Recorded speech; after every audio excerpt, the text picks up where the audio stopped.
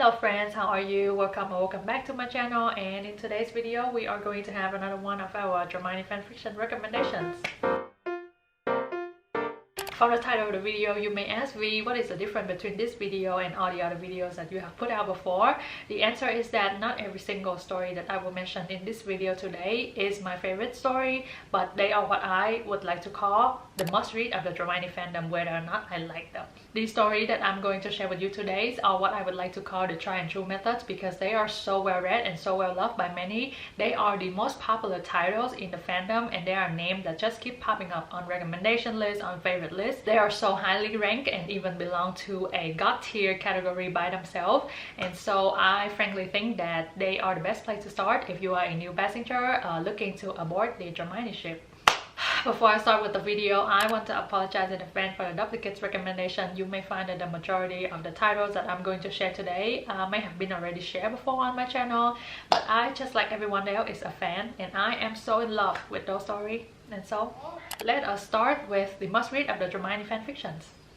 The first story that I'm going to share with you today is what I would like to call a classic dramione fanfiction, and that is Isolation by Bex Chan. This is a wartime canon divergent alternative universe type of story. We have Hermione staying back at Hogwarts instead of going on the Hogwarts hunting trip with Harry and Ron, and Draco is in Snape protection after the event of the astronomy tower. He was brought back to Hogwarts for his protection, and they were forced to share a living quarter, and how they navigate through that sticky share living situation is how the story unfolds. This story is what I want to believe is the embodies of dramione.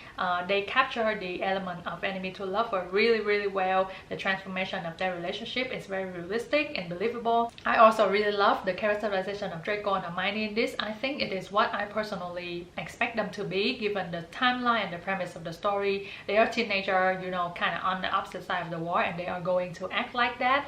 Also, I feel like I always expect Hermione to be the more giving person in this relationship, and Draco to be a little bit unpleasant because he's Draco. And so in this story, I have no problem with the characterization of either of them, and I thoroughly enjoy it throughout the story. This story is just packed with all of the elements that you would associate with Hermione. We have enemy to lover, we have forced proximity, we have angst, we have love, we have drama, we have everything that you would expect to see in a well-written, well-developed fanfiction. And so if you are looking to board this ship and enter this fandom, I think Isolation is the perfect choice. And in fact, it was my gateway into the dramione fandom because it was the first dramione fanfiction that I have ever read.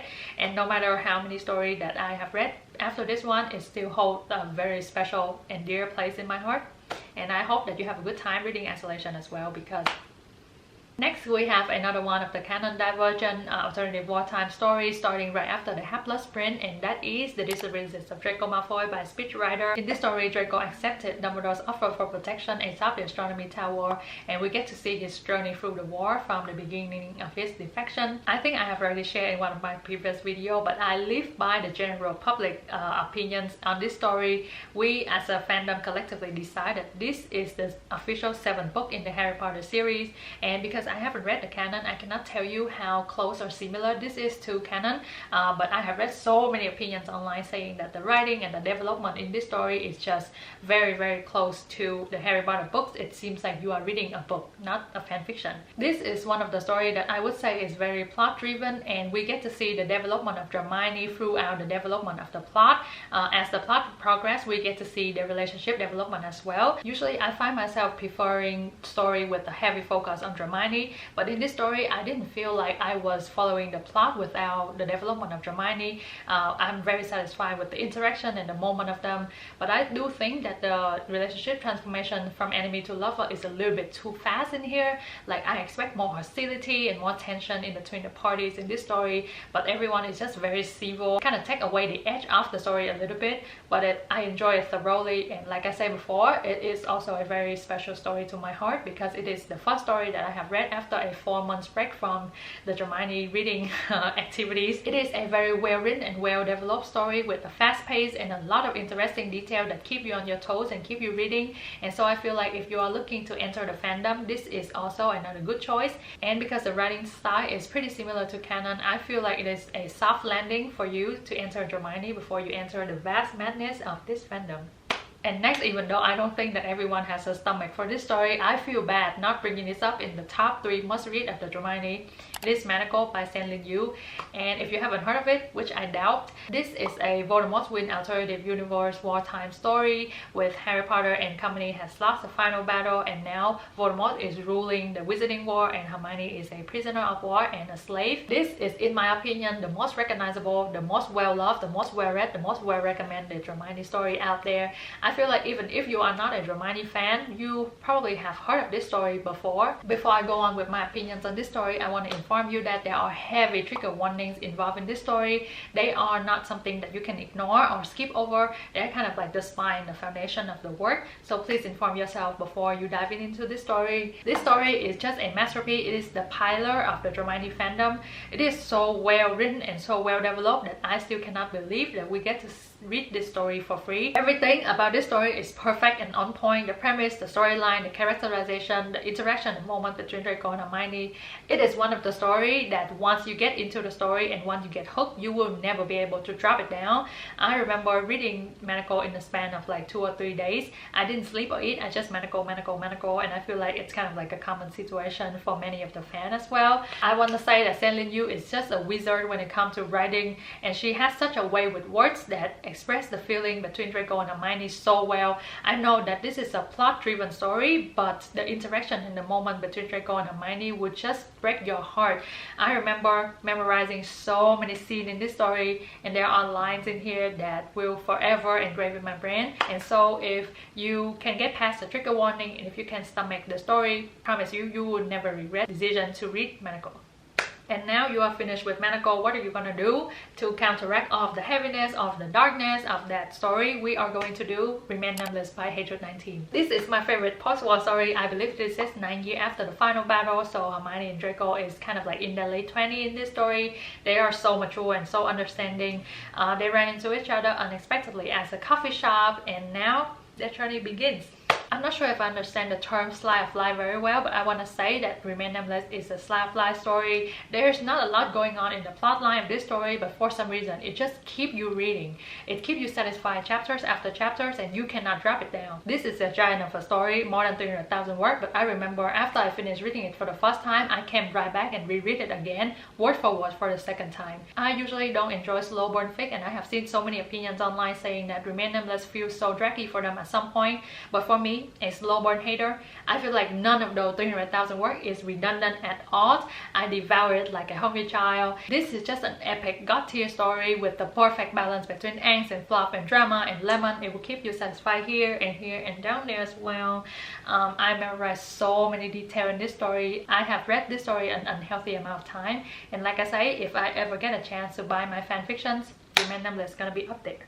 And if we are going to do a fluff story, we cannot stop without mentioning Draco Malfoy, the mortifying ordeal of being in love. And if you have not seen my previous video, I suggest that you do so, just so you can see how much I love this story. In my opinion, this is the newest cool kids on the block in the dramione fandom.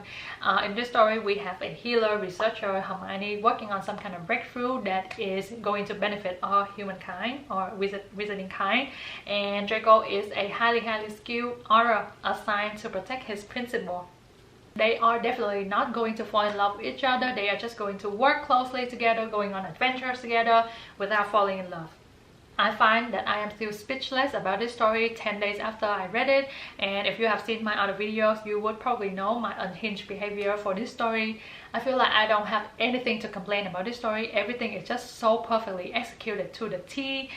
The characterization of Draco and Hermione is just chef's kiss, and even though they're overpowering this, we love overpowered characters. The details are just crazy. Just go ahead and read the story. You shouldn't be listening to me right now when there's a masterpiece out there waiting for you to read. So please go ahead and do so, and just come back and share your sentiments with me later. Next, we are going to discuss the Run Wrong series by Love Bitska A, and in this series we have 3 works: First is The Right Thing to Do, told from Hermione's point of view, or The Wrong Thing, which is a companion piece told in Draco's point of view, and third is The Auction, an alternative wartime universe story where Voldemort wins and Hermione is again a prisoner of war at the Malfoy Manor. This is the first must-read in this video that I did not fall in love with, and despite my own personal opinions on this story, I think that they are just among the most popular, the most well-known, most well-loved, and most well-read story in the fandom. So if you would like to read this story, please go ahead and skip over to the next recommendation, because I will be discussing some points or some problems that I have with this story and it may ruin it for you. And because I am doing a must-read video, I feel like you should ignore my opinions for now. First, The Right Thing to Do. I have read the entire work, and for the first half of the story, I enjoyed it so much. I loved how the story was going, but then on the second half, I didn't know what went wrong, but there was just so much miscommunication or no communication at all between Draco and Hermione, and the entire relationship foundation for them is just lost. Like, they have so much up and emotion because they cannot communicate or talk it out with each other, that where every time they see each other, it just raw at each other, like say really rude and mean things, or just, you know, come onto each other. And then I was so frustrated. I went ahead and read all the wrong things, and again, all the Draco things about for 12 or 13 chapters is just, you know, lost.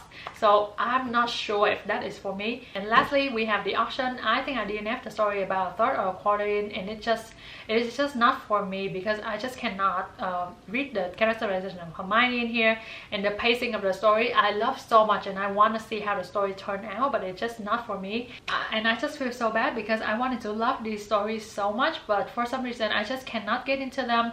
I absolutely love the premises of this story, and I also love Bitska's writing. She write one of my top favorite of all time one-shot, and so I think it is just the story that I cannot get myself into. But please give it a go if you know the story kind of interests you in some way, and please go ahead and drop me your opinions down below if whether you love or hate this story and any of the story that I have shared so far. And we're going to move on to the next story, which is Way and Hope by Maybe Writing. So in this story, we have a happily married couple, Draco and Hermione, but then after an accident, the last 6 years of Hermione's memory was wiped out. So she woke up, doesn't know anything about marrying Draco or anything about herself.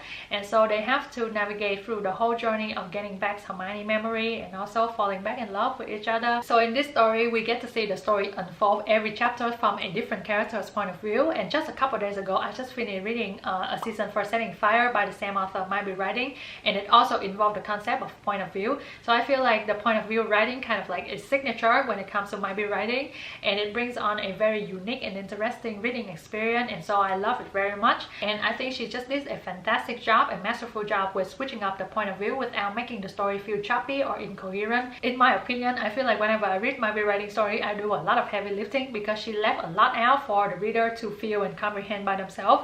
And so I feel like her story are always so special to me. She has such a way to express Draco and Hermione feeling for each other, especially Draco to Hermione. She never displayed it in a straightforward line, and I always love these small details that speak so loudly of their love for each other. The reason why I put Way and Hope at the end of this video is because I don't want you to start going into Dramione with Way and Hope, because after you have read Dramione, you will appreciate Way and Hope a lot more. So it is not a very great first option, but it is a must read whenever you have already done some lifting with Hermione. Please go ahead and read Way and Hope because it is just perfect. And that concludes my Hermione must-read fanfiction. Whether or not I like this story or love this story or don't like this story, I feel like they are just a category of their own. They are just god-tier type of work that everyone should read once if they are a Hermione fan. And I hope that you have found some of the good read to get you into the fandom.